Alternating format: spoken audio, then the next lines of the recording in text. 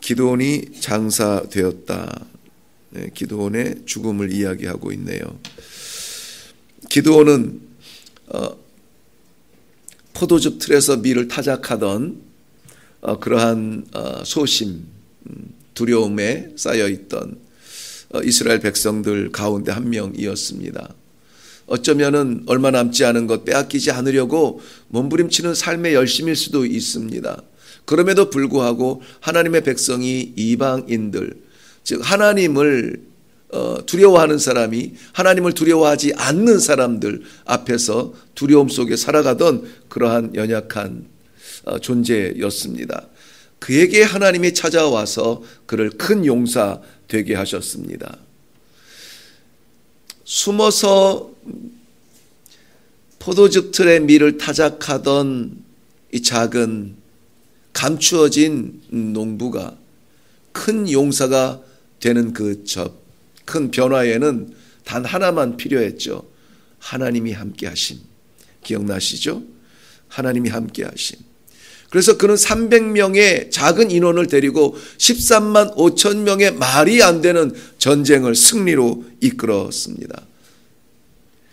그리고 오늘 23절 말씀, 우리 바로 앞절이었는데요. 23절 말씀에는 그것이 인정이 되어서 백성들은 그를 우러러 보기 시작합니다. 그리고 그에게 왕이 되어달라고 요청합니다.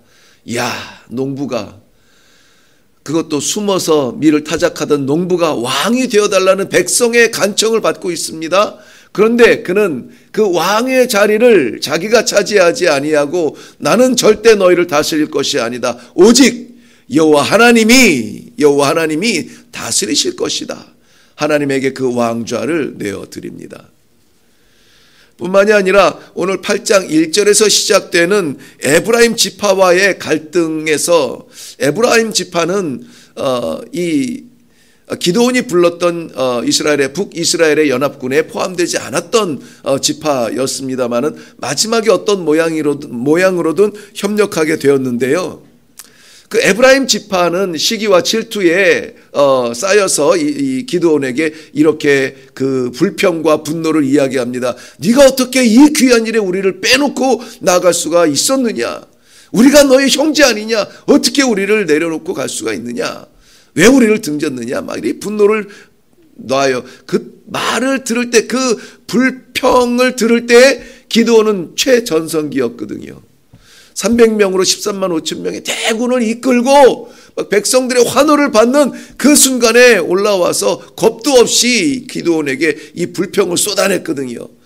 그럴 때 기드온은 단칼에 잘라버리고 이 승리에 도취되어서 그 말을 무시할 수도 있지만 그렇게 하지 않았어요. 당신들은 우리들보다 훨씬 귀하고 훨씬 더 강하고 당신들이 그저 거두는 그 만물의 그 과실이 우리가 처음 거두는 그 천물의 과실보다 훨씬 귀하지 않습니까? 얼마나 귀하고 좋은 분들인데 내가 그럴 수가 있습니까? 하고 자신을 겸손하게 낮추어 그들의 분을 내려놓는 것을 볼 수가 있습니다. 기드온은 지금 이 시대에도 신앙의 영웅으로 몇 사람 꼽을 때에 꼽힐 만큼 이러한 멋진 승리의 삶을 살았던 사람이죠. 신앙적으로는 하나님 앞에 기꺼이 쓰임받아서 그 전투에서 승리하게 되죠. 사회적으로도 모든 백성들이 인정할 만한 그 사람이면 돼. 다른 사람은 필요 없어. 그 사람이면 돼. 왕으로 추대받을 만큼 사회적으로도 존경을 받죠. 인격적으로도 말도 안 되는 불평을 겸손으로 누를 만큼, 겸손으로 다스릴 만큼 인격도 그만하면은 멋진 삶을 살지 않습니까? 어느 것 하나 빼놓을 수 없는 그 성공 가도를 그야말로 달리는 그러한 기드온이었습니다. 그런데 오늘 우리가 그의 종말을 보면서 그의 종말이 불행하게 성공적 결말을 내리지 못하는 안타까움을 보게 됩니다. 처음 부르심의 영광이 끝까지 유지되도록 처음 부르셨을 때 하나님이 불러주셨다면 마지막 종말까지 하나님으로 결말을 맺었으면 얼마나 멋있었을까요? 그의 성공은 그야말로 영원한 성공으로 기억되었을 텐데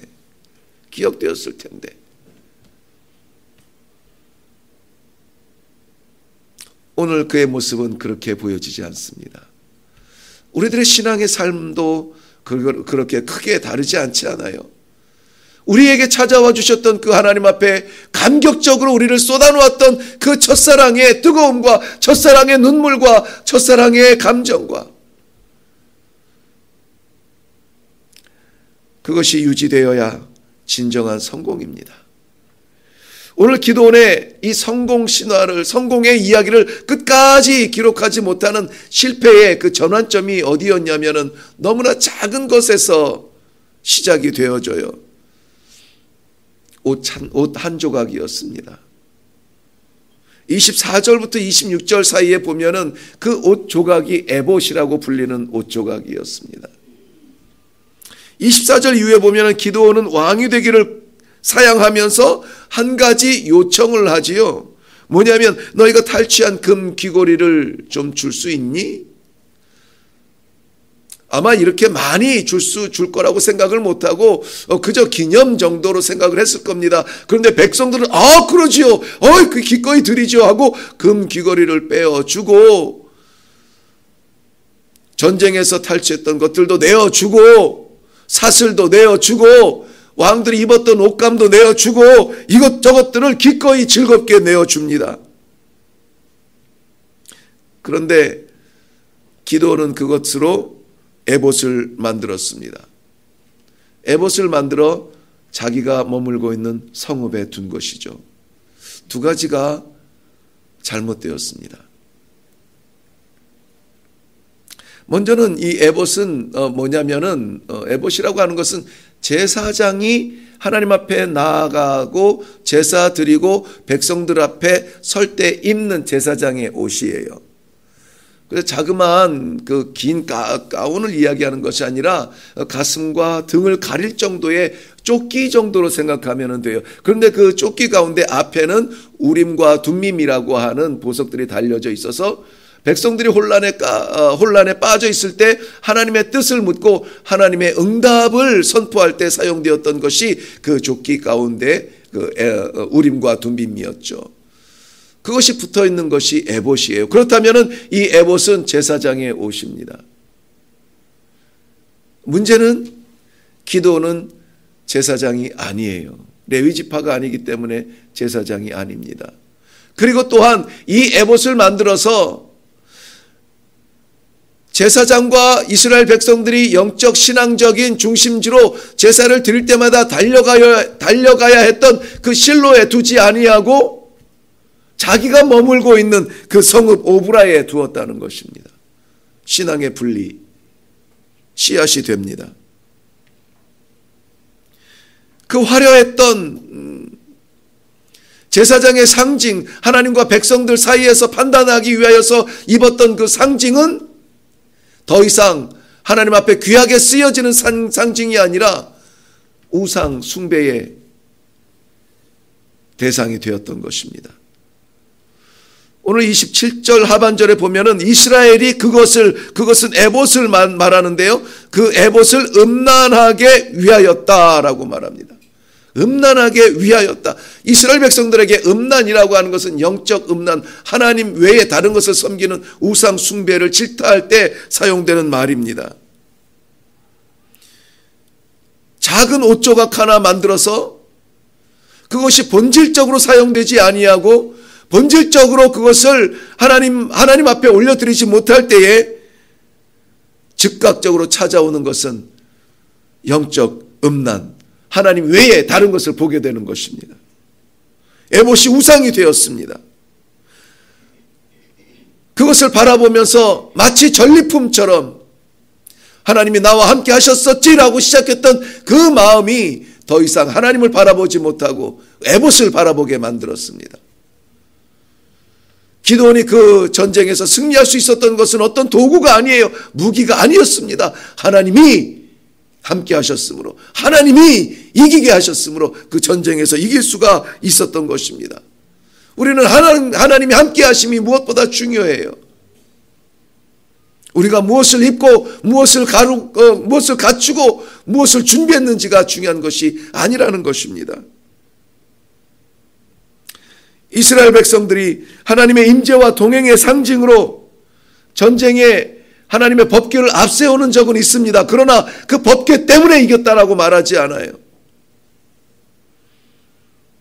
그 상징과 형상 자체가 하나님을 말하는 것은 아니기 때문입니다. 오늘 이 에봇을 바라보면서 하나님을 섬기듯 그들이 찾아와서 제사하고 그들이 찾아와서 뜻을 묻고 형상에 눈을 빼앗기면 마음이 따라가게 됩니다. 형상에 마음이 따라가면 우리의 신앙은 변질되기 마련이에요. 그래서 그 무엇에라도 형상을 만들지 말라. 아무 것이라도 모양을 만들지 말라. 너희를 위하여서 만들지 말라라고 하나님께서 분명히 출애굽기 20장에 그의 백성들이 영원히 지켜야 될 율법을 말씀하시면서 우리에게 말씀해 주신 것이 그것입니다.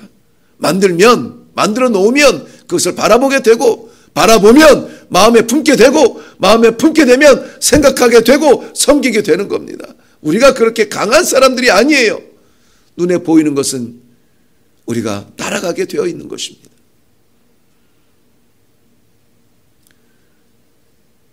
이 에봇을 그 보석으로 치렁치렁 만들어서 자기의 집에 두었다라는 것은 유혹의 시작이었습니다.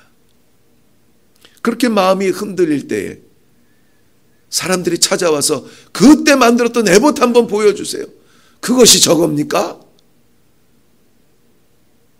더 이상 이 백성들은 실로까지 내려가지 않아도 하나님의 역사를 어디에서 볼 수가 있어요?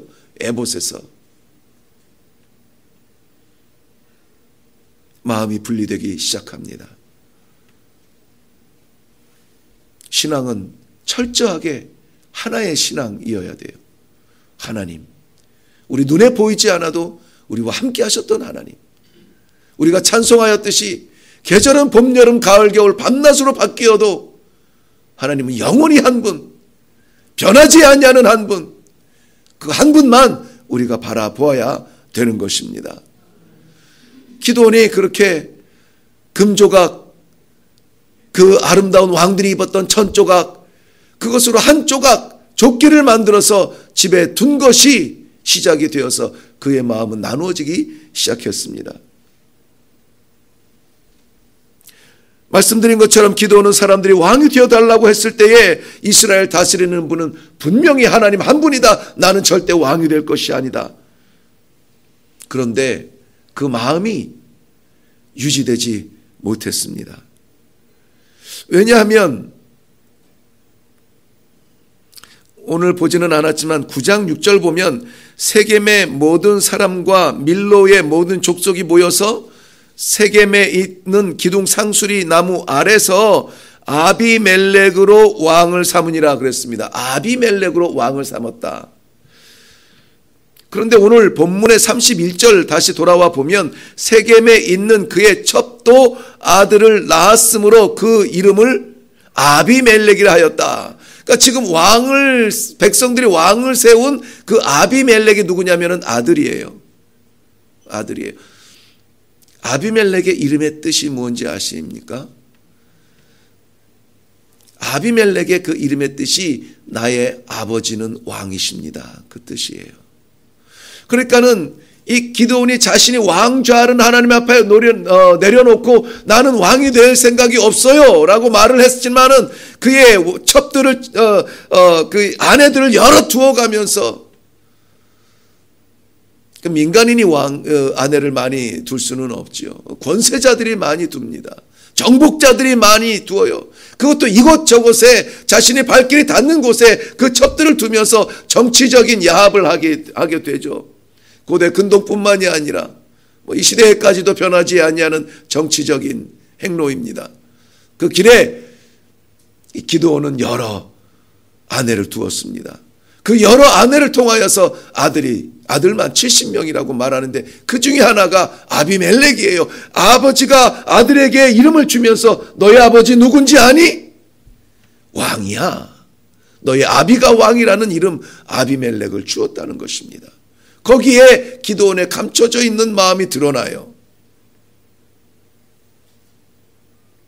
겸손으로 시작했던 기드온, 그의 삶은 겸손을 유지하지 못했습니다. 내가 누구냐? 이 정도는 거느려도 되는 것이 아니야. 하나님께서는 분명히 신명기 17장 말씀에 17장 17절 말씀에 지도자들 향하여서 그 지도자의 그 청결함과 순결함을 유지하기 위해서 명령하신 것 하나가 있어요. 여러 아내를 두지 마라 는 거였습니다. 여러 아내를 두지 마.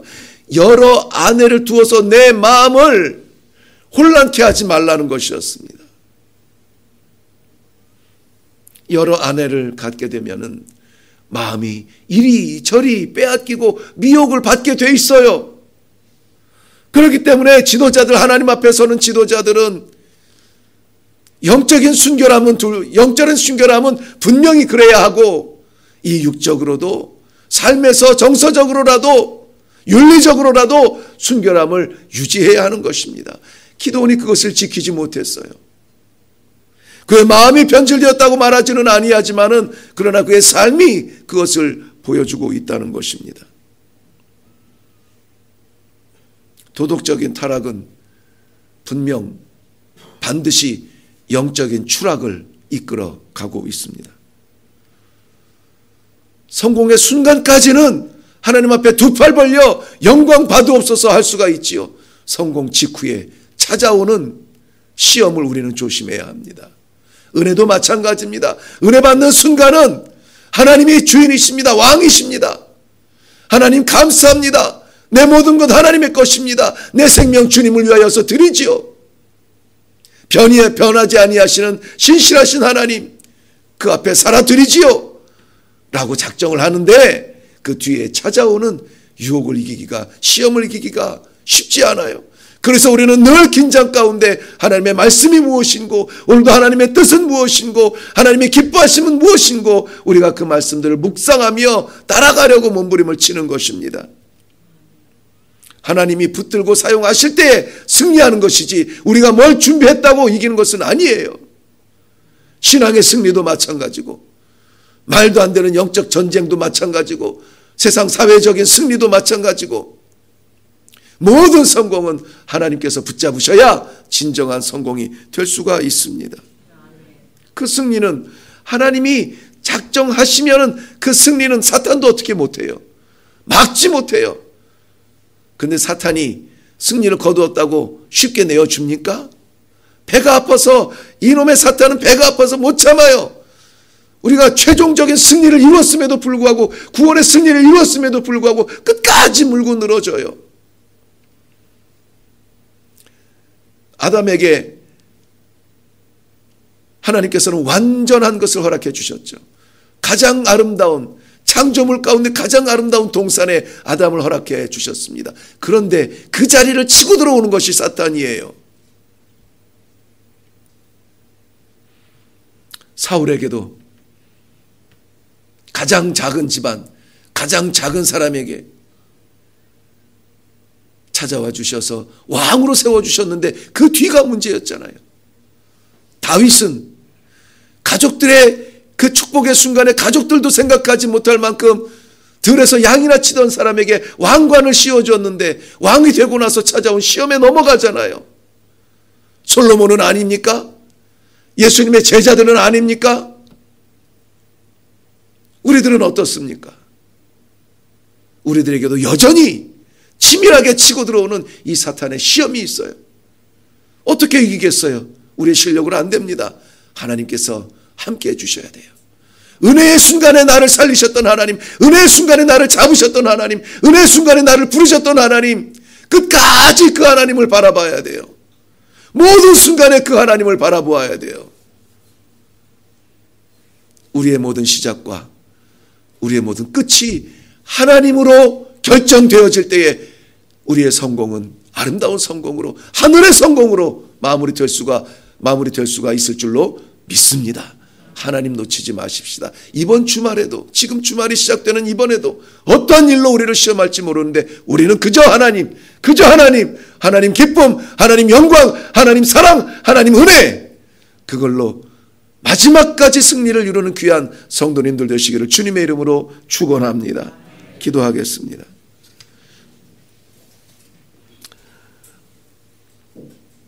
우리가 준비한 것은 없었고 우리는 갖춘 것이 없었으나 하나님 우리에게 찾아와 주시어서 은혜로 영적 승리를 이루어 주시며 은혜의 성공담을 써갈 수 있도록 함께해 주신 하나님 감사합니다.